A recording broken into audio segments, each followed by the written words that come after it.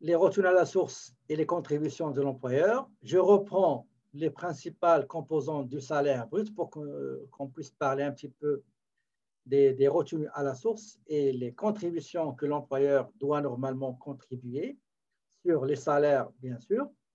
Donc, et le détail de tout ça, vous allez le trouver dans le chapitre 9, dans le manuel de la comptabilité 1, sauf qu'il faut faire attention, la plupart des exercices, c'est pour 2017, donc qui comportent des taux, des anciens taux. Il faut faire attention pour l'actualisation des taux.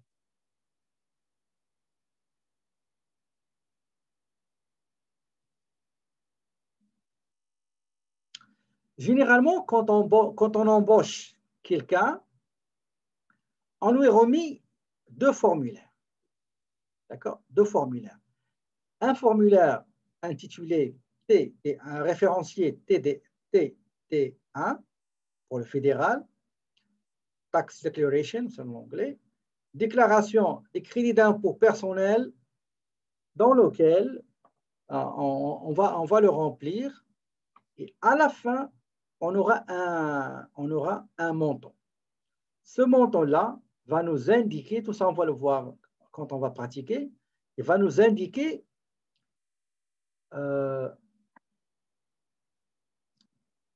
dans quelle tranche notre salaire se trouve pour appliquer l'impôt. D'accord? Donc, si jamais à la fin on a un montant, attendez, je vais vous le montrer.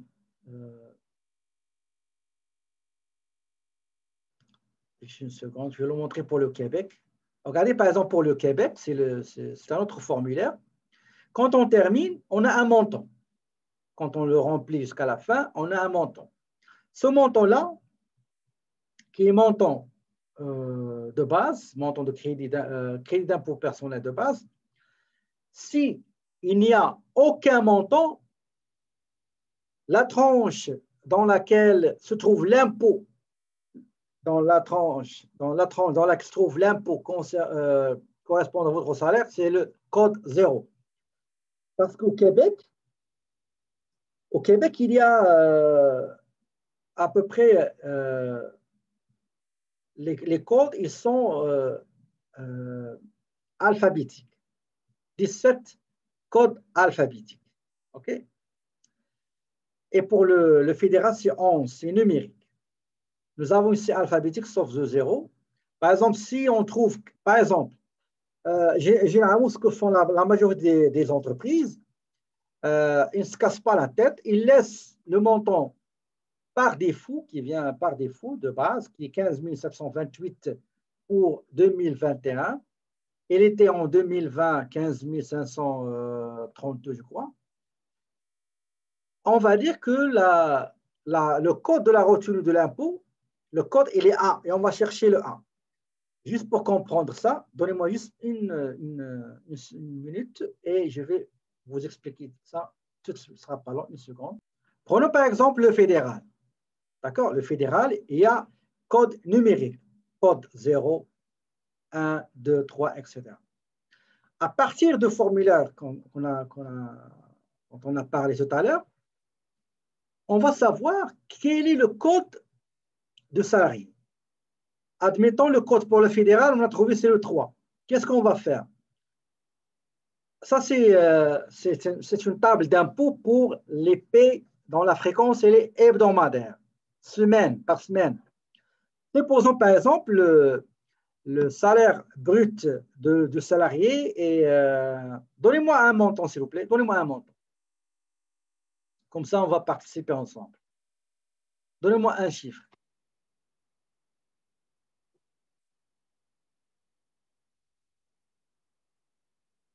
1800. OK.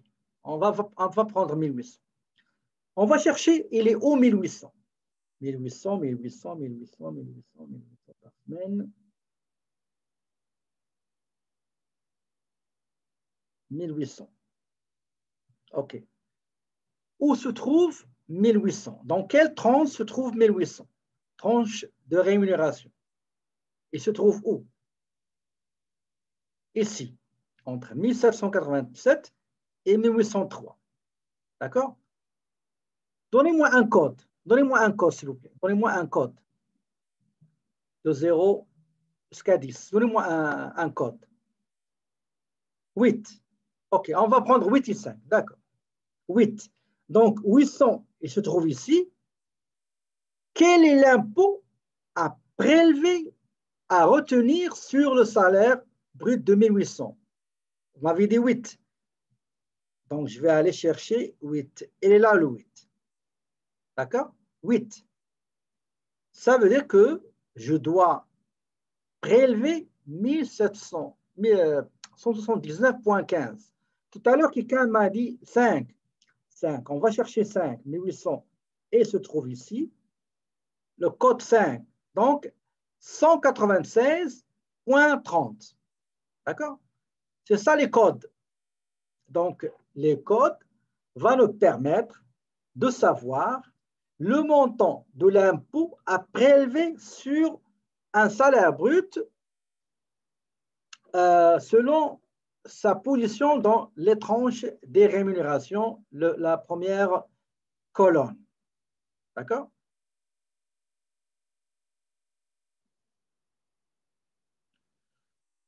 Pour le Québec, c'est la même chose. D'accord? Le Québec, on va prendre le Québec. Vous m'avez dit 1800. OK, on va chercher 1800. 1800, 1800, 1800. 1800. 1800. Allez-y, je vous laisse chercher moi pour 1800 combien il va payer s'il a. Bah, donnez-moi un code tout d'abord. Donnez-moi un code K. OK, K. S'il a un code K, 1800, combien il doit payer? Allez-y.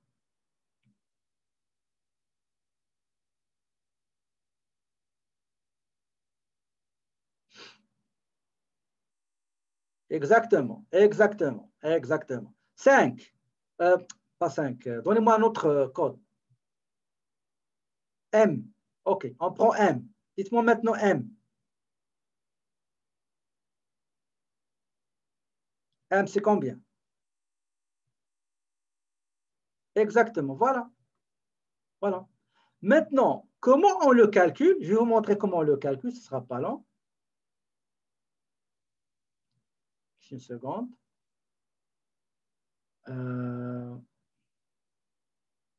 Voilà. Fédéral. Je vais chercher celui du Québec. Le Québec. Le Québec. Le TP 1015.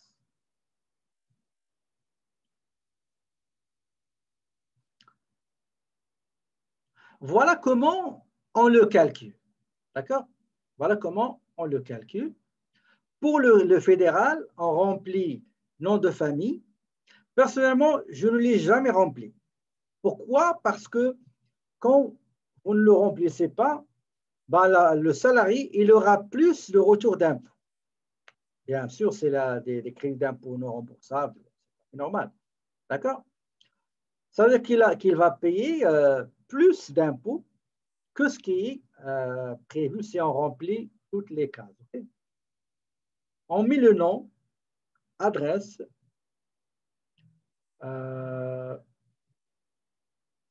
j'avais un fichier. La majorité ne remplissent pas ça. Donc, date de naissance, on va attribuer un numéro d'employé ou bien une matricule, adresse, résident ou non résident, le numéro d'assurance sociale. Nous avons 13 808. D'accord? Généralement, on laisse toujours 13 808. Montant canadien pour aidant pour enfants âgés de moins de 18 ans ayant une déficience, c'est 2295, etc. On fait 2095, on va écrire 2295. Montant en raison de l'âge, vous allez mettre 7713. Montant pour revenu de pension, frais de scolarité, si ça dépasse $100, Montant per personne handicapé, 8 662, etc. Montant pour époux ou conjoint de fait. Montant pour une personne à charge admissible. Montant canadien pour aidant naturel. Montant canadien pour etc.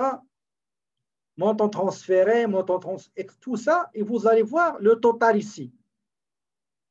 OK? Ce total-là que vous allez trouver ici, OK? C'est celui qui va vous dire le code. Attendez, je vais vous montrer le code de l'année passée parce que j'ai oublié de mettre le code de cette année-là. Ce ne sera pas là. Une seconde, ce ne sera pas là. Ça ne sera pas long. D'accord? Donc, je répète, pour 2020, les codes sont donnés par le montant total que vous avez. Ce formulaire-là qu'on a rempli, TT1, il y a des montants qu'il faut mettre ici. D'accord? À la fin, il y a le total de tous les montants que vous avez remplis ici. Ce montant-là qu'on trouve dans la ligne 13, ben, si lui, supposons on a trouvé, donnez-moi s'il vous plaît un montant.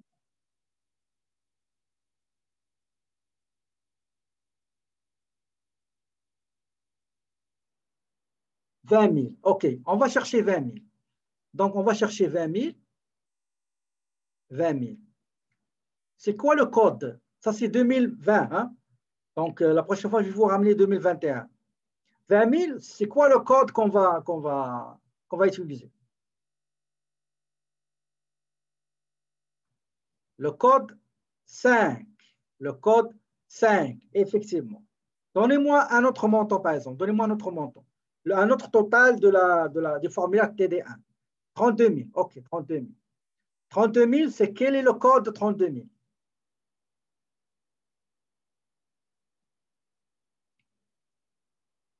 Il y en a qui ont écrit 10, il y en a qui ont écrit X.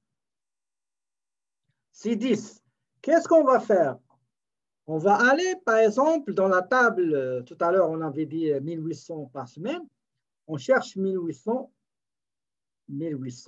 et ceci ici. Et on cherche le code, l'impôt avec le code 10. Elle est là. Donc, sur 1800, on va prélever 167,70 par semaine, parce que c'est 52 semaines.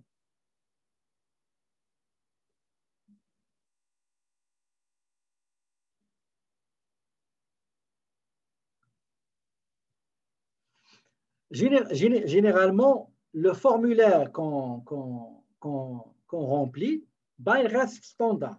D'accord? Il reste standard. Ce qui fait que si jamais au cours de l'année, vous avez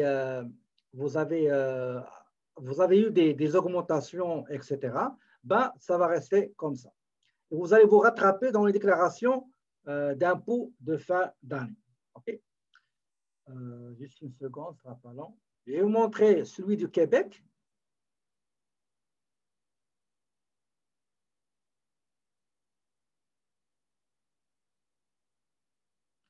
Regardez le formulaire du Québec quand vous allez le remplir. Le total, attendez, je vais vous montrer le formulaire du Québec. C'est celui-là, vous voyez? Donc, on va le remplir. C'est comme le fédéral. Les enfants, si vous avez des enfants mineurs, personnes à charge, etc. C'est un peu long à remplir. Il y a des taux, des formulaires, etc. Ici, on va vous expliquer chaque rubrique du formulaire. Et le montant total qu'on va trouver, ben, c'est celui, attendez, je vais vous montrer. Voilà. Donc, ce tableau-là, il est de 2021, c'est correct, c'est bon. Si le total, si vous n'avez pas rempli, vous n'avez mis aucun montant, sauf celui de base, qui est 15 728. Donc, vous aurez le code A. Si se situe entre 15 000 et 16 000, c'est le code B. Si le montant, le total calculé entre 22 000 et 23 000, c'est I, etc. D'accord? Et vous allez, par exemple, tout à l'heure, vous m'avez donné, je crois, M. On va voir.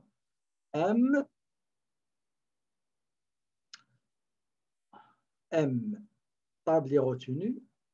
M, OK. Donc, M, elle est là. D'accord? Donnez-moi un montant, s'il vous plaît, de la paie hebdomadaire. Donnez-moi un salaire brut, par exemple. Donnez-moi un salaire brut. Comme ça, on va appliquer les deux. Vous m'avez donné l'autre fois M et K. OK. 250, OK? 250. 250. Donc, selon le formulaire qu'on a rempli, ça nous a donné M. On cherche 250. Il est où? Il est là. Il est là. OK? 250, il est là.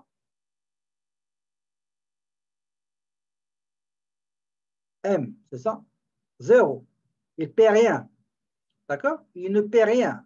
Regardez, c'est vite. Donnez-moi un autre montant, s'il vous plaît. 1900. OK, 1900. On cherche salaire brut hebdomadaire de 1900. 1900. OK. Elle est là. D'accord? 1900, elle est là. Je cherche. Supposons ça nous a donné le code M quand on a rempli le TP 10 secondes. Québec, ça nous a donné M. Voilà. Donc, c'est 259,63. D'accord? Tout à l'heure, vous m'aviez donné K. OK? Donnez-moi un montant et on va chercher dans la colonne K. Donnez-moi un montant de salaire brut mensuel. 1600. OK, on cherche 1600. Et elle est là. Donc, 1600 et le code donné par le formulaire qu'on a rempli, c'est K. 1600. Donc, c'est 199,59. D'accord?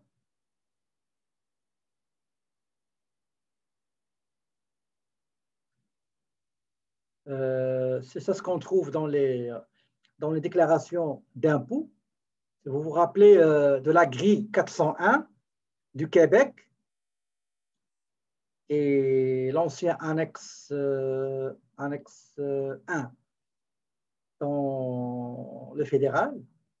C'est les taux qu'on trouve, mais ça se fait automatiquement. OK. Maintenant, en ce qui concerne les cotisations de l'employeur et aussi de l'employé, aussi les contributions de l'employeur.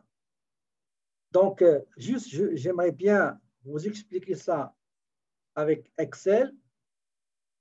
Pourquoi? Parce que j'aime toujours résumer ce que vous allez voir dans les prochaines diapos. OK. Nous avons, pour les retenues, nous avons le fédéral, les retenues fédérales